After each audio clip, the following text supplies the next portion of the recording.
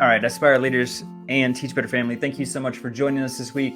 I have the honor and pleasure of having a podcast staple on the screen right now, and someone that I've looked up to for quite some time. The podcast has been in its creation 5 years ago, but when I was looking at educational podcasts, there were two people that I was looking for. Jethro Jones has got a phenomenal podcast. Actually, he's got several. He's got a billion books out there. He's everywhere as far as a podcast network. He's speaking. He's doing all kinds of different things as far as working with leaders and educators. And man, I am just so thrilled to have you on the show. You've been someone that I've wanted to have on the show, and we've had a chance lately just to be connected in different ways. The latest one was an event with Organized Binder, and it was so good to meet you in that space. But all that being said, Jethro, thank you so much for being on Aspire to Lead. Hey, man, it's my pleasure. I'm thankful for the opportunity, and any chance I get to talk to leaders and help inspire people it's like a dream come true. So thank you for the opportunity. Well, I know you mean that a lot because I've seen your work before, but for those who, for some reason, don't know who you are, I'd love for you just to share a little bit about your background as far as your leadership and educational journey. Yeah, sure. So I started out as an English teacher, and in fact, I didn't even go to college to be a teacher. I felt the call from the time I was a teenager, and then resisted it because I thought teachers would never make good money. And then when I was on a mission for my church in Russia, I met somebody who was a superintendent of schools for like 20 years. And he was such a good human being and was able to live his life how he wanted. I was like, I should go into educational administration. And so I became a teacher as a means to an end to be able to become a principal. So that has been my dream and my desire from the very beginning. And it really scratched an itch that I know that I needed personally in my life. And the reason why I'm telling the story this way is because I think that it really matters. We all have strengths and abilities and gifts that we've been given, and we need to lean into those and do those things that help bring those things out. And don't worry and beat yourself up about all the stuff that you're not good at. Like, it doesn't matter. Just focus on the things that you are good at and spend your time there making the impact. So I became a teacher, alternative routes to licensure, didn't have a teaching degree. So I got hired for my first job 2 weeks before school started, and I missed the first day of training because I had to resign from my other job that I had at the time. And so my principal literally said, "Here's your classroom, go to it, and there are your books over there." And that was how I got introduced to teaching. And the powerful thing was that I learned a ton by doing that, but also there was a lot that I didn't know. So I didn't know how to engage kids or have classroom management. And so I had to figure those things out on my own. And that started me out with being nerdy about technology early on and getting my kids blogging in the early 2000s, which was really awesome and a great experience. And then I became a district level person, worked in the technology department, and then the curriculum, and then became a Title I assistant principal. Then moved to Alaska, where I was principal of a middle school, prison school, and a homeschool program, and had amazing experiences up there. Along the way, though, I started my podcast, Transformative Principal, which I started in 2013, over 11 years ago, which is crazy to think about. It's just wild.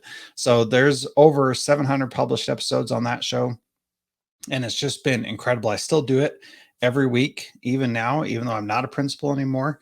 I do full-time consulting and speaking and helping other people make podcasts and all kinds of stuff. So there's a lot going on for sure. But like I said, you got to find what you're good at, and that's where I'm at. I'm good at a lot of different things, and so I do the things that are interesting to me, and I feel so free and love being able to do it, and feel so blessed that I get to do it.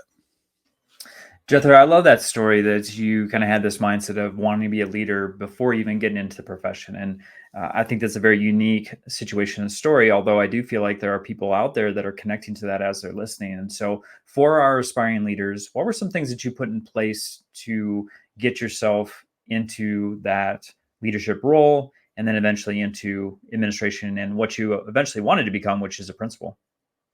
Yeah, for me, it was really important to be asking for feedback and advice. In Mhm. fact, one of the reasons why we moved to Alaska is because my district that I was in, where I was assistant principal, I asked for some feedback, and the uh, the person that I asked that I could trust, he said, "Well, Jethro, everybody thinks you're arrogant, that you have all the answers, and that you know what you're doing, and so basically, you're never going to get a job here." Wow. Is what he said. And let me just tell you, that hurt. That was tough. I had a previous boss who was my in a different department in that same district, who said, if you leave this job, that doesn't mean you're going to get a principal job, and so you better stay here because you should be doing this job, not trying to go get a principal job. Hmm. And so, like, we don't talk about this kind of stuff in education, but difficult things happen and Yeah. people conspire against you and talk bad behind your back and things like that. And so, getting feedback from people you trust and knowing where you really stand is important, because I don't care what anybody says. It really is not about what you know, it's about who you know and your Yeah. relationships with people. And so, you could be the most qualified person, but if nobody trusts you, you ain't getting that job, Yeah. period. So you've got to find ways to make sure you know where you stand, and then be aware of it and be okay with whatever that is. And if you're not okay with it, then do things to make it so that you can change, so that you can find success. Hmm.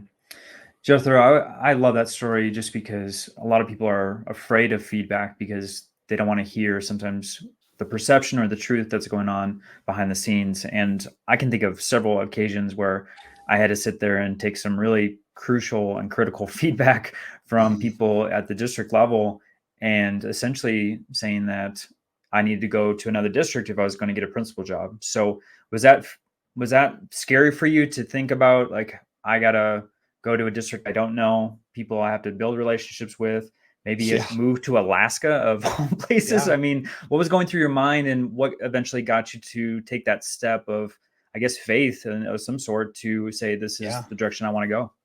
So it totally was faith. And so let me expand that story just a little bit.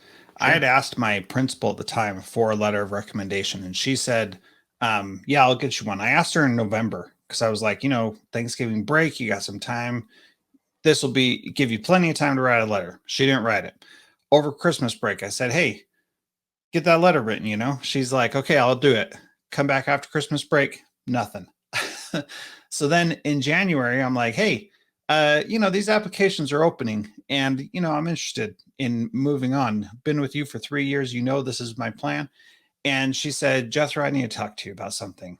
I don't think that you're ready. I think that you need to go be an assistant principal at a middle school first, and then maybe after a few years doing that, you can come back and be a principal at the elementary level." And in most districts, there's a hierarchy. Elementary is where you start, and then you go up to middle, and then high school is like the top of the heap. And I said that is absolute baloney. There is no way that I am not ready to be a principal wherever I want to be, and Hmm. whatever level that is. And so I decided at that point I'm going to stop applying for uh, well, let me back up just a second. I'll get to that point in a minute. That night, I went on a drive by myself and I just went and cried. That is Hmm. literally what I did. I was living in Utah at the time. There's this beautiful temple up on the hill in Draper, Utah, big, white, beautiful building. And I went and sat in the parking lot there, wanting to be close to God because I was so distraught, thinking, this is the path that I'm on. And here's this huge roadblock. This person saying you're not even close. And so after crying, praying, and wondering what is going to happen next, I came down from that and I decided, okay, I'm not going to apply for any more elementary principal positions because that's not actually what I want. I am only going to apply for principal positions. And so that's what I did. And only principal at middle school is what I meant to say. So that's what I did. I only applied for middle school principal positions because that's really where I wanted to be. And I felt like that was where I needed to be to grow and learn and develop. And so that's exactly what I did. And I ended up applying to be a principal in Kodiak, Alaska. And my only requirement for that job was my wife wanted to go on a cruise to Alaska. And I said, "Hey, I'm a principal. People live there. Why don't I just go be a principal?" And so that was the only thing. And the superintendent called me and said, "Hey, are you serious about this? Like, it's a big deal to move to Alaska." I said, "Yeah, what have I got to lose? Let's do it." And he said, "Okay, come on up." So I went up and did an interview, told me I got the job, and went up and checked out the community. And that was on Father's Day. And then July 1st, we were packed up from our house and on the road driving to Alaska. And when you say faith, like, let me tell you, things can change in an instant. And I knew that that was what I needed to do for myself, for my family, for my faith, for everything.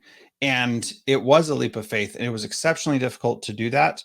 But at the same time, it was so clear that's what I needed to do that I just went for it and felt totally confident in making that decision. Jethro, when looking at your bio, the thing that pops out for me is the prison school. And I Yeah. think that's a very unique experience, also one that not too many people share. And I'm curious, as far as that experience, how did that make you a better leader? Well, the thing that's so fascinating is that I have this core belief that every single person is a child of God. Yep. And even kids who are incarcerated for mistakes they made and bad decisions they made, they still deserve everything that we have to offer them. They Mm-hmm. still deserve dignity and respect. And yes, they made some mistakes, and hopefully, because they're under 18, they can make the changes they need to and be able to live a full life.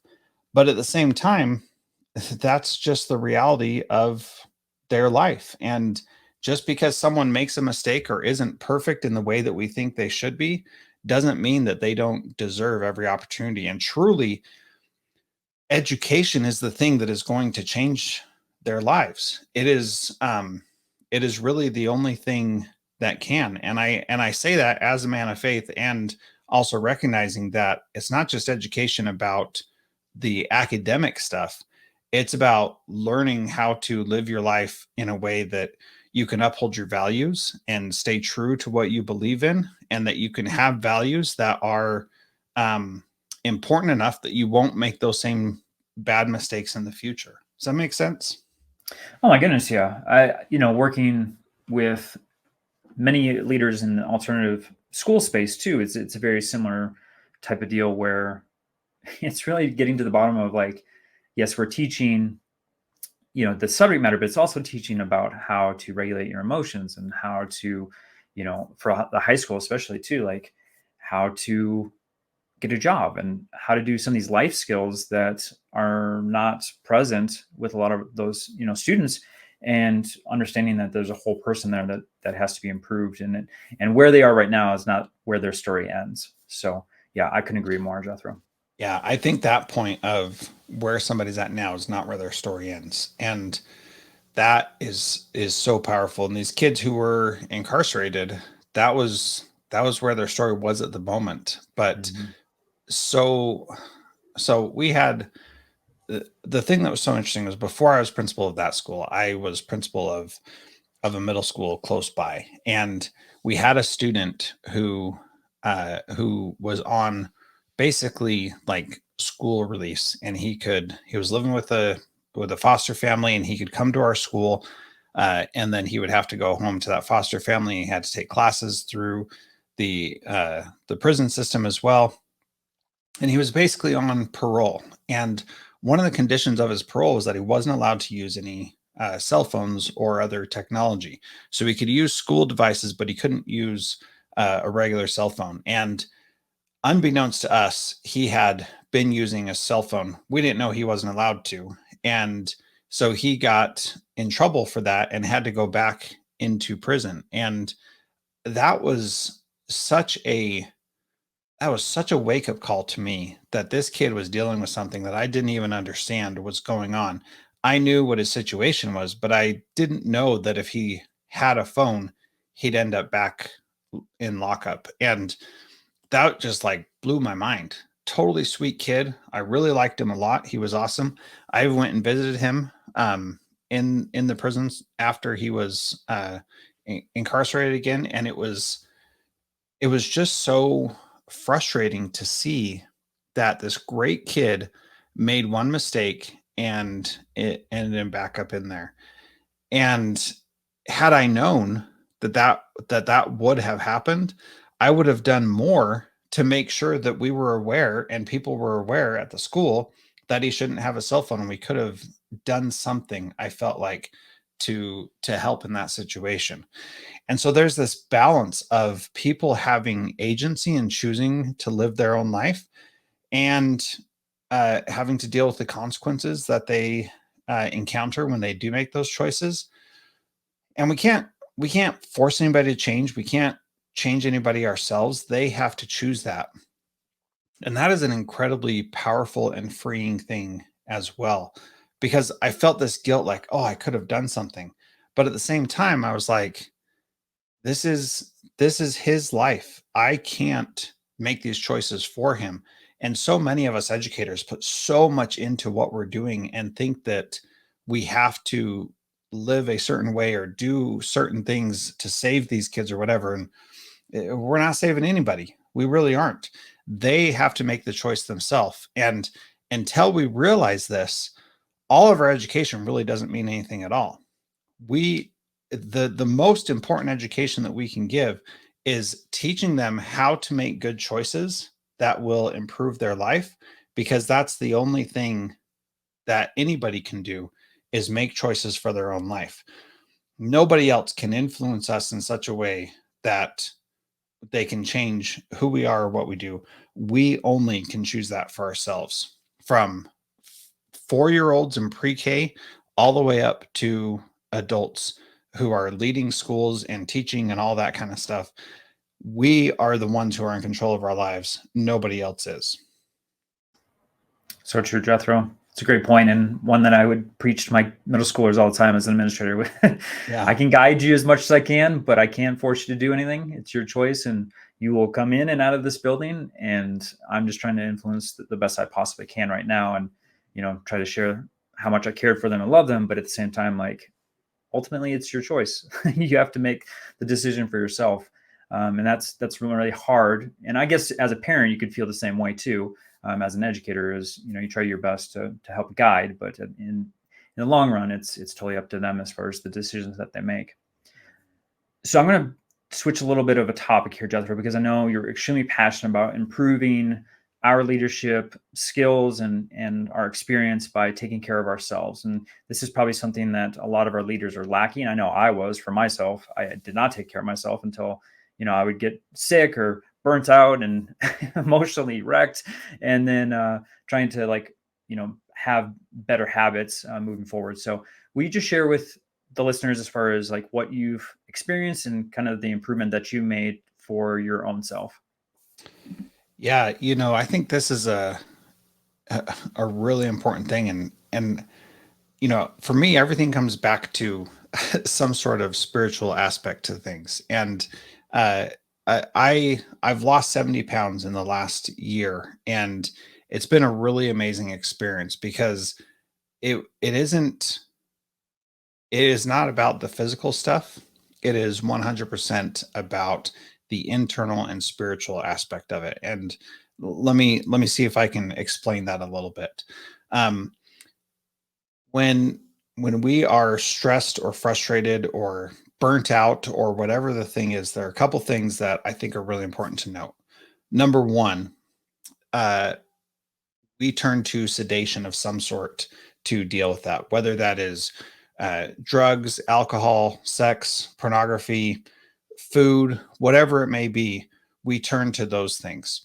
And uh, I've been to conferences and events with educators and seen people really sedate a lot. I know that this happens. I know that everybody struggles with it. Uh, for me, one of those things is food. That's what I turn to sedate, because when I'm stressed and overwhelmed, I just want to eat. And so I got pretty big, almost 300 pounds. And the way that I change that is by really focusing on what I put into my body and seeing that as a spiritual manifestation of who I really want to be. And so when I think of the future in 50 years, who is that guy? That is the guy who is now saying, Jethro, you decide what you're going to put in your body today. And that seems really esoteric and strange, but it all comes down to my spirit being in control of my physical body and saying, this is who I want to be in 50 years. And that person in 50 years would say, this is how you need to act today. Whew, that's tough, man. that is tough, because right now I want to eat a cookie Sure. because I'm stressed. I want to eat ice cream because I'm stressed. And we all do that with whatever our sedation thing is. It could be scrolling on Instagram. It could be uh, drinking alcohol. It could be whatever. For me, it was eating food. That's what I did all the Mhm. time. And so once we start recognizing, oh, I'm sedating, uh, I need to figure out what I'm doing. Here's the second piece. When we get burned out because we resent the sacrifices and the things that we're doing. When we're not burned out, we don't have any resentment about the work that we're doing. But when we are burned out, we have this resentment saying, oh, I shouldn't be doing this. Somebody else should be doing it. That's the only difference. And if you look at every time you felt burnt out in your career, you will see that it's always been when you resent the work that you're having to put in.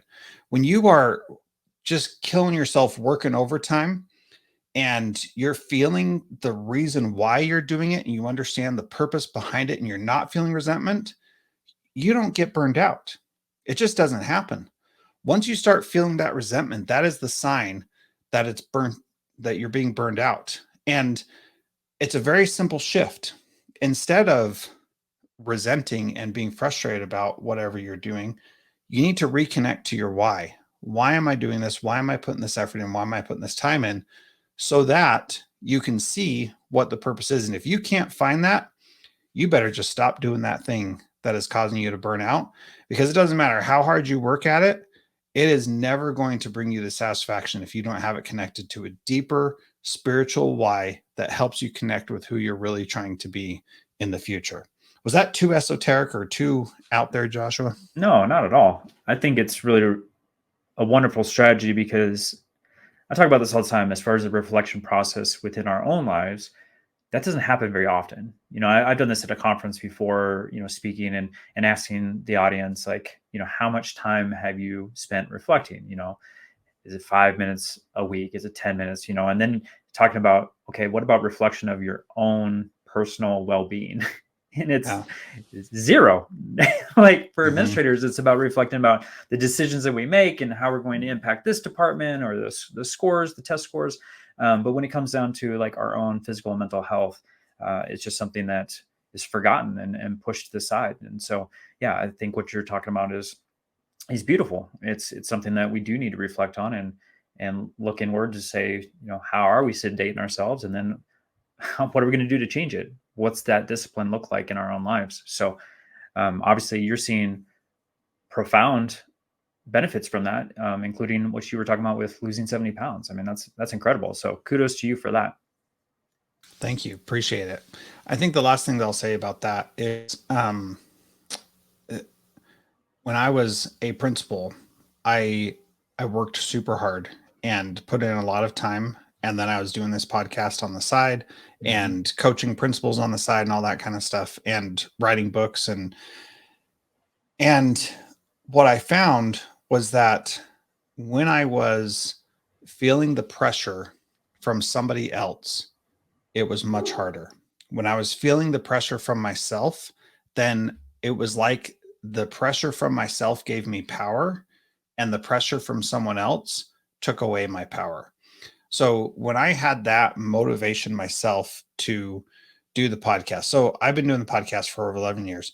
I have not missed a single week in getting it out there. Now, there have been some little issues where my editor or the person who publishes it didn't get it done in time. But for me, I had all my stuff done and ready. And then other people dropped the ball. That's not me blaming someone. That's me recognizing where my abilities end and other people have to start picking up things as well. And so as a principal, I would do my best to leave work at work. I would not take my computer home. I wouldn't answer emails at night. And I put in boundaries on purpose to make sure that I wasn't exhibiting or experiencing the pressure that I felt early on in my career. My first 3 years as an administrator was nonstop all the time, and it was very intense. And that made it really difficult for me to stay motivated and keep going. As I continued to grow and learn, I figured out ways to say, oh, I actually don't have to do this thing that the district says that I have to do. That actually is not important. And I learned through experience that if they didn't ask me for it multiple times, they didn't really care about it. I also learned that oftentimes they asked me for things and then they never did anything with the things they asked me for. And so sometimes I want to get things done, and then somebody else would say, hey, what about this thing you asked us to do? And they said, oh, we don't need that anymore. We decided to do something else. And so you put it when other people put these things on you, that doesn't necessarily mean that they have to take priority. But so much in education, we feel like, well, the superintendent said we had to, or I need to be a good soldier. Gross. You don't need to be a good soldier. That's the worst. That's the fastest way to burnout. You need to lead your school. You need to have a vision for your school. And then you need to dive into making sure that that vision happens. And everything else you can just push to the side. You don't really need to worry about it. Evaluations, you don't need to stress about. If you're not using AI for evaluations, you are wasting your time because nobody cares about them. Nobody reads about them. And they are a big, huge waste of time for everybody. Unless you're doing something like trust-based observations that Craig Randall teaches about, which I would highly encourage you to go check out his book, learn about that, and get your district to change your evaluation system to be more aligned with that, because that actually builds trust and helps you improve teaching rather than just filling out a form, which is what all of our evaluation systems are right now. Yeah, the busy work of it versus actually creating a system that's going to benefit those who are going through it. And yeah, feedback is powerful when it's done in a correct way, like you said, where trust is built. All right, Jethro, let's talk about your podcast. You've got a brand new one, A Vision for Learning. We've already talked about a little bit about the transformative principle. That's the one I was referring to when I was talking about when I was creating my podcast, putting you up on a pedestal because you had built something that was just brilliant. But I want to talk about your new and latest podcast and kind of what that's about and why did you create it? Yeah, so I've always been a nerd when it comes to technology, and that's just all there is to it. And so the new podcast is about a vision for learning and using Apple Vision Pro and other VR things in education. But it's not just about that. Like, it's about what education can look like. With all the AI stuff and virtual reality and all these things, the way you can deliver and facilitate learning in your classroom has totally changed. And you really, in my opinion, you really should be diving into these tools and seeing how they can help you. Now, it's not just about making lesson plans. If you're required to turn in lesson plans, yes, have AI make your lesson plans because your principal doesn't have time to read them. And if you're requiring your teachers to turn in lesson plans to you as a principal, you know you don't have time to read them. What are you doing? It is such a waste of time.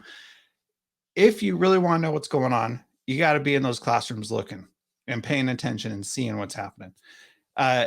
So yeah, you should certainly be using them to write lesson plans if you're required to turn them in or to help you develop. But what I really like are things like one of my favorite tools out there is School AI. They create these spaces where basically every student can have a personalized conversation about a topic with the AI, and the teacher can see and interact and jump into any one of those conversations.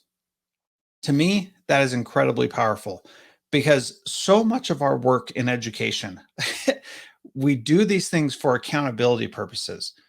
And it's a waste of time because the teacher doesn't actually need to hear what was said in the group. But if the teacher doesn't ask what was said in the group, she knows they're not going to be on task and they're not going to be doing what they're supposed to be doing. So that is a classroom management technique to make sure that everybody is on task. When you have an AI, you can easily see and have a record of who is and is not on task, and then you can address those situations individually.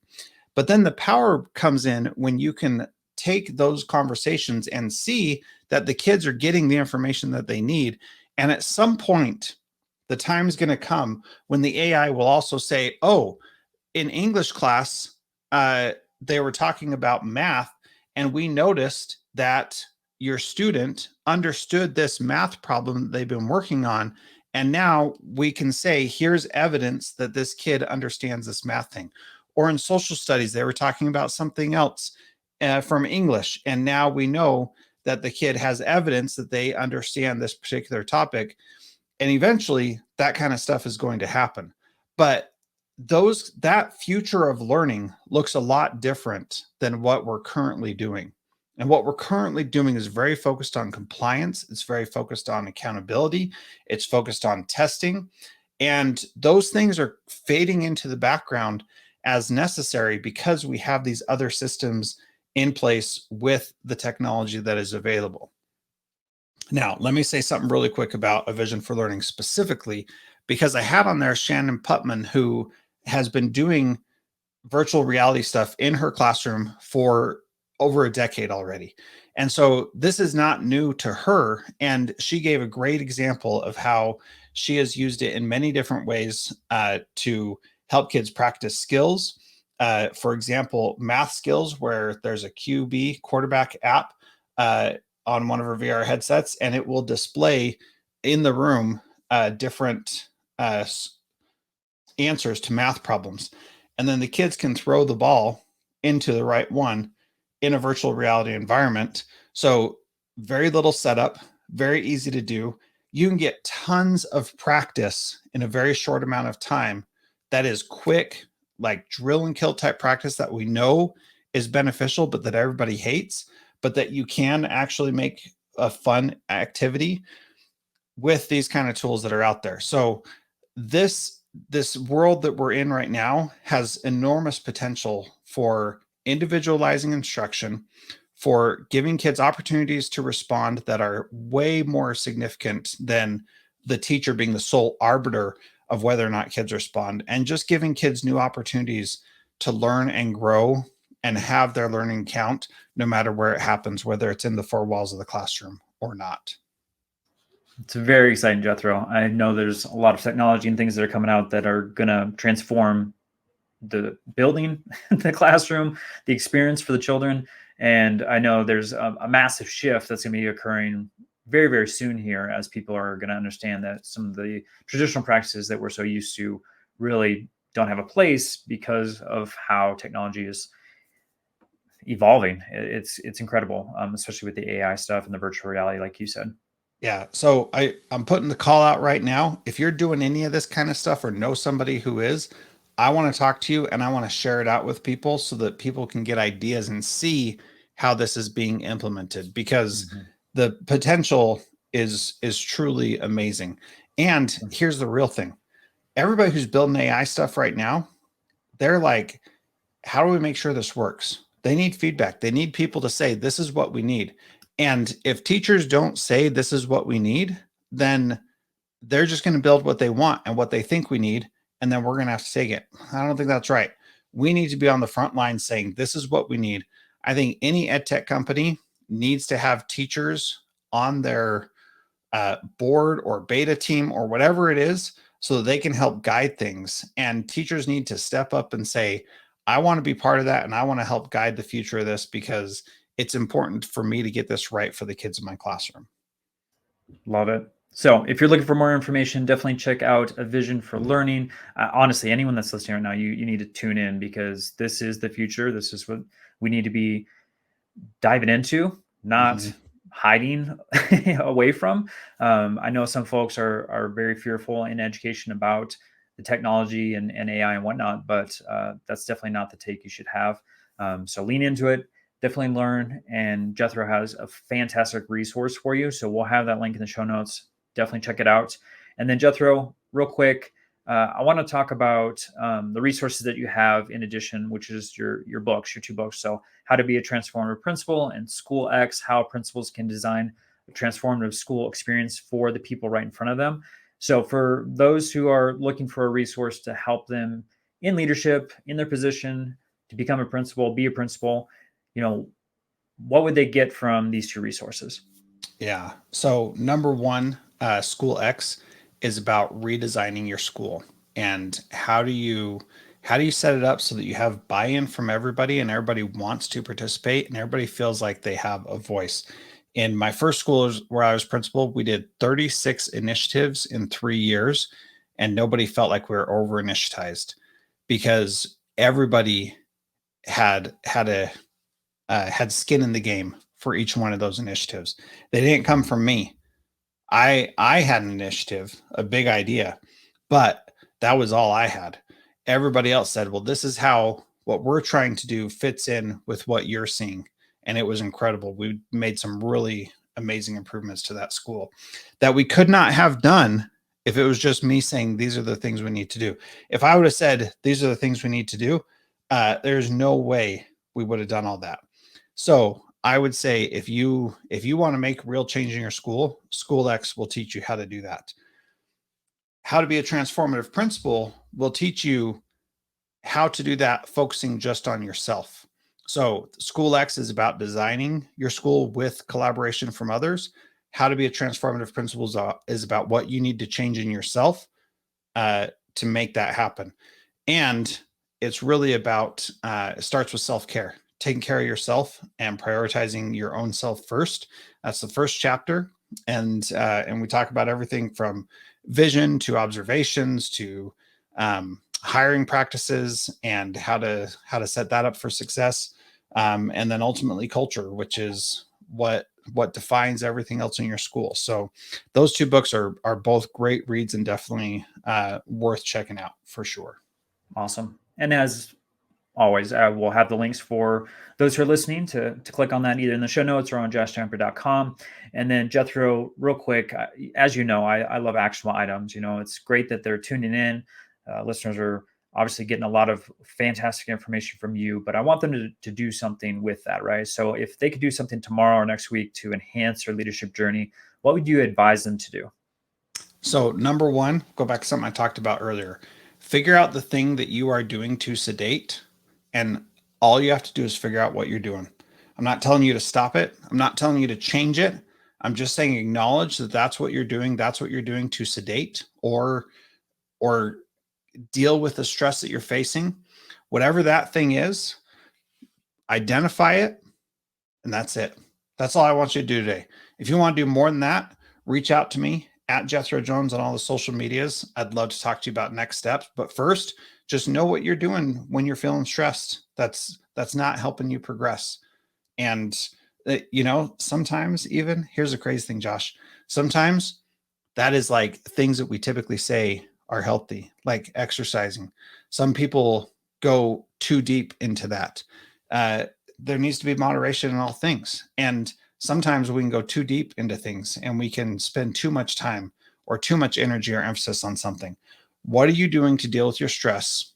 Identify it and then see where you're at. That's it. That's all you got to do. Small, simple, actionable steps. After identifying it like 5 times in a row, you're going to know what the next step is most likely. But again, if you need help, reach out. I'd love to help you out.